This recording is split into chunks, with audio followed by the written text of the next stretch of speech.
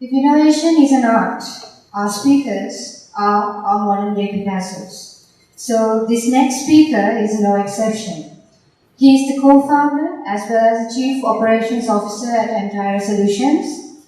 He was the country consultant for Google Asia Pacific from 2012 to 2014 and was the first recruit by Google for the Sri Lanka and Maldives for initiatives from Google. As the country consultant, he was in charge of all the engagements to and from Google for Sri Lanka, which included digital practice, policy framework, publisher, and video and telco partnerships, to name a few. Among all this, he is a keynote speaker, presenter, and moderator for countless events. He was even invited to speak in the inaugural TEDx in Sri Lanka on the topic of entrepreneurship. Everyone, please welcome on stage the one and only Rohan Javeda.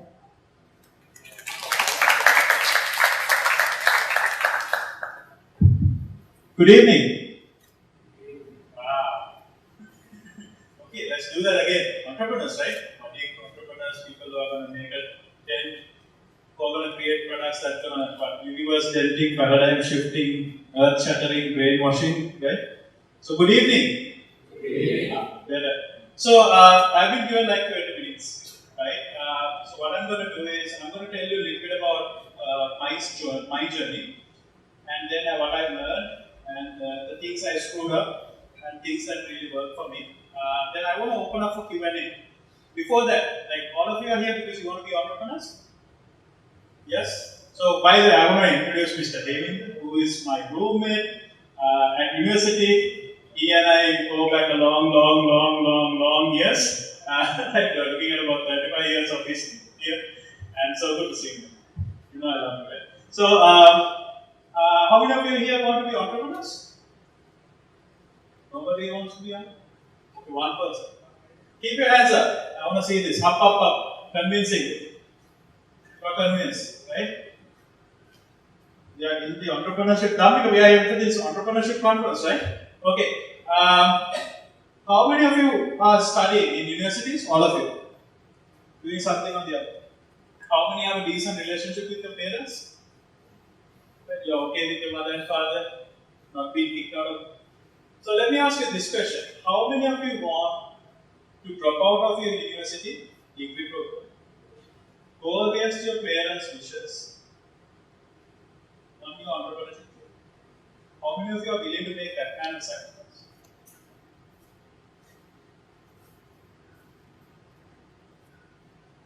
Now you are doubting yourself, no? Now you are thinking, does it really have to be that hard? Something should be a lot more easier, right? So I think for me, you could probably, hopefully, you don't have to do all of that, right? But whatever the idea you have to believe in it that much. You have to have that conviction and the belief that this is whatever idea that I'm chasing is really going to make a difference. That's a conviction I would like you all to have before you start on an entrepreneurship journey. If you have a doubt with your team, if you are not believing that you can really make it a success, I think you really need to start going back to the drawing board and kind of think about why am I lacking that conviction. Okay? Let me answer that question another way. Oftentimes, and maybe that I disagree with a lot of things. In entrepreneurship as well, just to tell you, I think it's good for you to talk to him about it. I have a very different point of view. The other thing I want to ask you is that don't always think about this new novelty, innovative idea. Right? You don't necessarily, entrepreneurship is not only about coming up with this unicorn or a very unique solution that never existed in this universe and paradigm. Right? You can be a great entrepreneur just by doing something better. Right? So my entrepreneurship started in the university days when I was with him. So here's my entrepreneurship. My first entrepreneurship, I was printing, burning CDs and selling it in the university. As one of the customers. He was one of the customers. I sold it to him. It worked. He got married to the girl. Right? He gave it to me. So my first, when I was 2021, my first entrepreneurship thing was burning CDs and selling, because at that time, unlike your MP3 and all that, and all that didn't happen, people listen to music on CDs. Right? That was then. Then about 10 years ago, I started my second, more or less like a serious private business, private limited business. And that went bankrupt. So after failure, and I tell this very openly, very embarrassingly, that I had to sell my wife's wedding jewelry to come out of debt. True story. And it's not an easy thing to hear. I got into debt. I didn't know what I was doing. I was just paying. And I realized that before I knew it, I was in debt. Millions. Right? So it was very hard lessons to learn. So 4 years ago, 3 years ago actually, I started my third, more or less, the company called Antaya Solutions. So when Damika called me up and asked me, would you like to give a speech about entrepreneurship? I said, I still have made it, like, you know.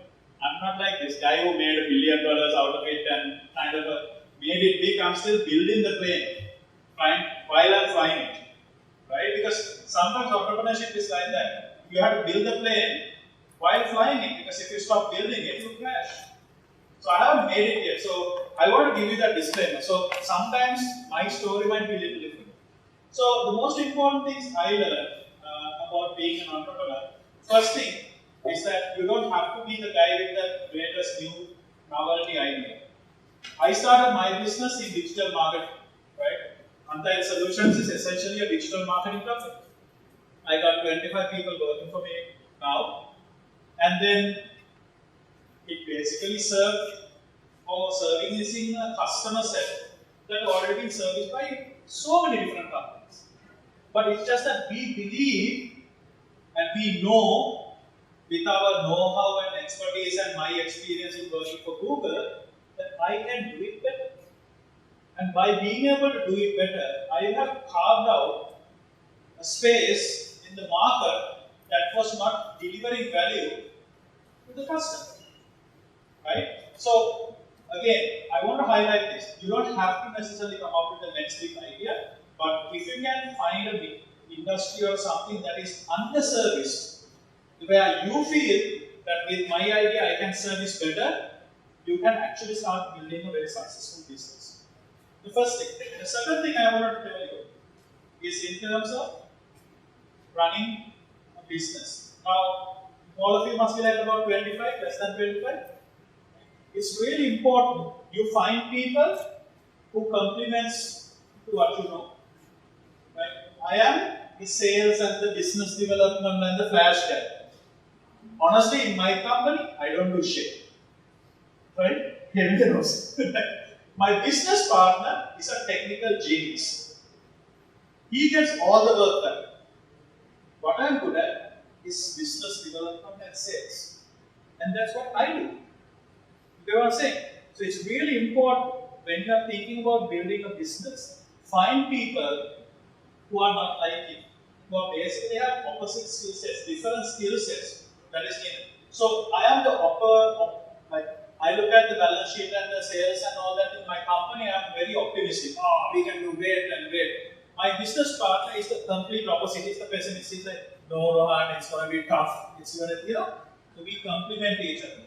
You know what I'm saying? So when you are starting thinking about building a business, make sure that you find people who are not agreeing and thinking in the same wavelength, who knows the same thing as you, but find people who knows or who disagrees with you a bit more, because I think that's really important, especially when you're building a business. Some of the other things is that you have to be very good in three things. You have to be very good and you have to stay focused on three things. First thing, sales. Revenue, revenue, revenue.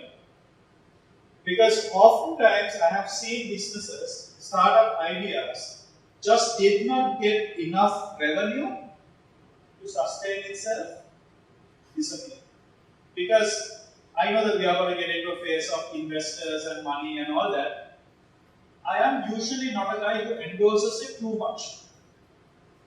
Right? Contrary to popular belief. What I believe is that you should have a product that is good enough and you should focus on sales, get the revenue in, bootstrap it type of a thing. Right? That is my philosophy. You may have a different philosophy. So sales is something you must think about. The second part of it is what are the problems you are really solving. It's really important to figure out, are you solving a big enough problem? And I think this is important, I'm sure other speakers will speak about it. Oftentimes your ideas fail because you didn't solve a big enough problem to a large enough audience. And if you don't have that figured out, you probably potentially do not have a good entrepreneurial idea. The third part is people. When you are a startup, you have nothing to hang on to people. When we basically started off, people joined our company more like a favor, honestly, right? And we kept them based on relationship, not because we probably were not the company who can pay them the best salary. We were not the guys who had the best perks. We were obviously not the company who had the best offices like this kind of a cool office. We still don't have, right? So it was hard, but when you are working with those people, and if you are the founder, you are responsible for sticking those people together for the purpose, for your vision. And there will be people, if you believe in it, if your conviction is strong enough, who will align with you. So we were very blessed. We had amazing bunch of people who left. Very important, like we had Dilma marketing manager who left the Dilma role and took a 50,000 pay cut to join our company as a staff, who believed in our company and what we are trying to do. I think those are some of the three things that I think are really important. So, there's one more thing I think is really important. How many of you come from finance background? Financial background? Finance? Nobody. Okay, for 3 years, we didn't get this right, and I think we are getting this right now. Understanding of cash flow. What does it take to run a business? Balance sheet. Basic understanding about these things are really important. I think it's really important. And one of the big mistakes, and I think it sounds like really silly for me to say this, having doing this for so long. It took us like 3 years to just get that discipline in. Because when you are scaling a business, when you are running a business, without you knowing, expenses catch on. And if you don't have enough money in your bank account, that creates tremendous amount of pressure for you. And that usually comes from not understanding how are you going to hire, what salary are you going to pay, how does it pay, like what are the laptops you need, what do you need, office spaces. And I have seen this again and again, people who have spent money way before they actually had anything and kind of burned because they didn't have the money to keep up. And that's a really bad place to be. So you have to be very conscious about it. So these are like the 3-4 stories I have to tell you. I mean, I can tell you millions and one stories about customers and all that, but I'd like to hear, because all of you guys are like very passively listening to me. And nobody asks questions. It's really weird. If you guys are going to be like startup founders, you should be like punching through and aggressively asking questions and challenging people. You can't be passive, right? Listen, when I was at Google, I left Google to start up my company, right? So when I was at Google, I was booked every day, like to speak, and people say, please come and talk to us about digital, all of that, right? And I was only representing Google. But when I left Google, I had a much more like an understanding about digital marketing because I started talking about Facebook and all the other stuff. The same people who gave the appointments didn't give me any appointment, right? So it's really hard. So what you have to respect this one word I learned called hustle, right? Where you just keep pushing forward, keep at it. So I think it's really important. So I don't want you guys to be passive. You guys need to be aggressive and start asking questions and challenging people. I think it's really important as a startup and as a person who's going to be an entrepreneur. So I would like to take some questions before I get into maybe some other points I want to make. Any questions? Anyone wants to ask? Just wanted to check, I'm a personal university student. I work with a network of engineering students. So one thing that I've seen is with undergraduates who are also working on entrepreneurship ideas and trying to get started. Um, One thing is how do they actually balance their studies and then also work on their startup? Is it more like a project that they're doing from an academic point of view, or how do they take it forward? Because investors are a little bit not too keen on investing in startups where there are university students involved because they can't commit time into it. So, what's your take on that? Let me first give you my honest, brutal answer. Sri Lanka is not ready for entrepreneurship. It's us that was pushing this because I think we are really stupid, right? Listen, entrepreneurship is not for everyone. If you can be really, if you can work for a great company and really rise in that company, that's great too. There's nothing wrong with that. I'm pretty sure the guys who work in MAS makes like even few possible. My designation is chief operating officer, right? But essentially, I'm the monkey who does everything, right? Starting from bringing paper to the printer, food when customers come to give them shortage, make tea sometimes, clean up the all of that, right? And my friend, who's probably at MAS or a Grandix, makes 3 times, 4 times easy money and probably travels and gets to do a lot of things he loves as well. Probably have more work-life balance as well. So my question is that, again, it's something that I think you have to realize for yourself. I personally don't think life has something called balance. And I don't think people agree with me. People talk about this work. I think it's absolute bullcrap. Right? I personally think I currently now work. I have 3 jobs essentially, right? But he forgot to mention is I work for Antara as CEO, do the sales and finance and business and all that. Because I had to do another job. I took on another job, which is a company called Palo Alto Networks, right? Which is a cybersecurity company, and I'm also a consultant to a company. Do you think I have work-life balance? I don't. So I think I don't believe you can have it all. I think you have to give up certain things to gain something. Why did Mark Zuckerberg got out of Harvard? Essentially, he could have probably stayed on, right? But I'm saying I think we live in a world where there is perfect things happen, but the real life doesn't work like that. The situation is that what are you willing to give up for what do you believe? And I think that's a question mark you need to ask yourself. You have to be clear. And I know that it's not a favorite choice. This is not a favorite answer. People will have different. This is my opinion. I never had a like a that's okay. But I never really had a moment in my life where I can say that I have this perfect balance. You know what I'm saying? Whatever I wanted, I have pursued it with all my heart, and I think it can work. But of course, your family is supportive. My wife is very understanding. She's still married to me, so there are things that help you along the way. But those are important stuff. But I think something you have to make a decision. The reason why I'm saying is that the only commodity in this world that is really precious, which we don't value, is time. Right? Every time I put time on ABC things. Now, every time I come here and I'm spending 2 hours here, I have taken away from either Antaira work or Palo Alto work.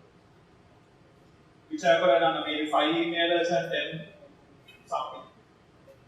Right? So, you have to guard your time the best way, and you have to think about where am I spending my time, where I believe that I will be more successful. And I think that's the assessment you have to do yourself. So, I don't believe I was not a great student. These are the bright guys in my university. I'll just put it this way, right? So I'm saying you have to guard your time and think about where you're spending the time most time. Did I answer the question? I wish I could tell you, don't worry, you can do both. I don't believe it. I don't think that is true. You'll have to give up in something. Maybe you cannot be a class, you can't get a A class or a first class. Maybe you can be a general class, but because you have to allocate time, right? That's the only thing that you're fighting. Because you have to spend time on this. Any other questions? Yes, sir.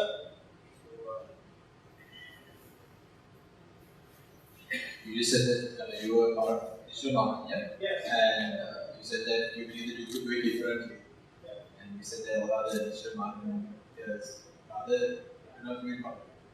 So what is it that you do? Because I can't answer.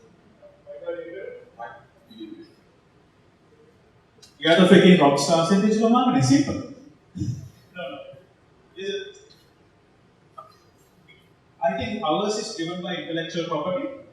So digital marketing, if you look at it, primarily has two components. People who does a lot of creative work, people who does a lot of data and analytics driven work.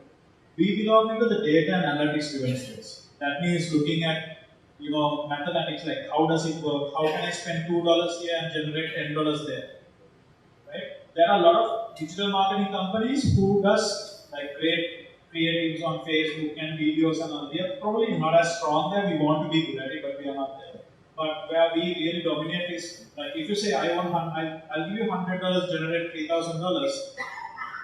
That's probably where we will be the best. There could be other companies who are equally good, but I think we package it well and sell it well. Because remember, it is not only about that you are good at it, but it's also about being able to convince the customer to choose you over others. Right? Competition will always be, and there will always be guys who are better than you or worse than you. That's part of the game. But the situation is that among that landscape, how can you be? Right? Listen, if we were believing in the greatest technology, my one belief is that Windows should have never dominated the world. It's probably the happiest product ever. Right? But they did. Right? So you have to have a great product, but there's also other components you have to wrap around it, like your selling, your pitching, how do we, positioning, how do you message it, how do you win the customers up? Because it's also about winning in the business, right? Winning in the marketplace with the customers. So we believe that we have a great know-how in IP in terms of performance marketing, right? Really doing the analytics works and data and driving business for customers on digital. But I think we also can do sales much better than others. You know what I'm saying? That's the conclusion. Yes, ma'am. Your thoughts on entrepreneurship, which you said that you don't think What I say, I don't believe Sri Lanka is entrepreneurship ready. We want it to be ready, and a lot of people are pushing hard for the last, I think, 6-7 years. But listen, right? I'll give you simple answers, right? What does as an entrepreneur, what is your biggest problem? Your biggest problem is money, right? Because you have to scale your business up to a level before it can sustain itself. So someone needs to handhold it up to now, right? I don't believe that the ecosystem around money, I'm not talking about investors alone, right? But the financial institutes, appetite for startups, how they measure risk and all that mentality has really evolved in the market. I struggled a lot. I bank with, I should mention the name, right? I bank with a company, a bank in Sri Lanka, one of the leading banks, supposed to be recommended. I asked who's the best bank, who's friendly, who's supposed to give us a sudden overdraft if I needed to, all of that. And I think, after doing business with them for 2.5 years, I struggle a lot. It just doesn't happen that way. It's not that easy, right? And then what you do is that you are, and the other part I forget to mention this is that Danika will agree, customers never pay on time. Never, ever in Sri Lanka pay on time. Right? The biggest customers pay the last. Like they delay your payments like 6 months. It's almost like you have to beg. I have two people in my company who are just not doing anything. They're just following up on payments. That's it. And it's one of the worst things in the world in Sri Lanka. And some people just take the service, never pay. Right? So these are the challenges for you, because especially when you are running a business, what you need is you have to pay salaries every month, you have to pay expenses every month. And if you don't have the money for the services you deliver coming in. So that is a unique problem for me, because I'm a services related business. Maybe for a product business, maybe for a subscription type of a product business, it could be different, because you might take the money upfront. Then that will be different. But I know for a fact that anywhere if you have customers who owe you money, it's really hard to get in business. And that's one of the biggest. So that is one of the reasons why I say it's really hard. The second part of it is that I think from a taxes standpoint, just because you're a startup, you don't get any benefits in the market, in the country, right? Sri Lanka, we don't have that structure where, I mean, we still have to pay the taxes as if we are any size company. There's no real benefit for you. Right? For what is the, I'll give you a simple one. What is the tax limit in Sri Lanka where you have to start paying that? If you're making, I think last time I checked, when we registered 3.75 million a quarter. So if you're making 3.75 million in Sri Lankan rupees for 3 months, you have to start paying taxes, VAT and all that type of thing, right? And I think it's really hard when you start getting into that, because I would have expected a bit more benefits in that area from the government. So these things are not in place.